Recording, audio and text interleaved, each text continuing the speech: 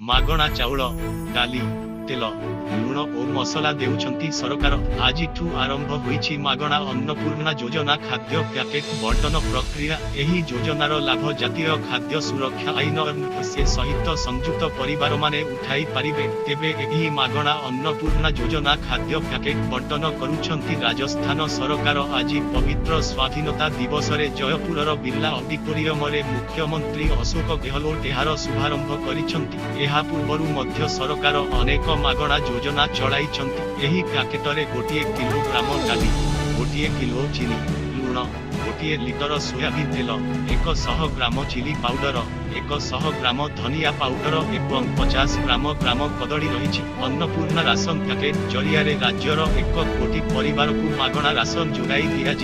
निर्वाचन वर्ष रे राज्यर कांग्रेस सरकार एही मागणा योजना आरंभ करिछंती। सेहिपरि मागणा मोबाइल फोन योजना मध्य आरंभ करिछंती गहलोत सरकार। सेपटे मागणा स्कीम योजना को सबुबेले समालोचना करि आसिछि बीजेपी। पूर्वरु मागणा बंटा को राजनीति संस्कृति कही समालोचना करिछ।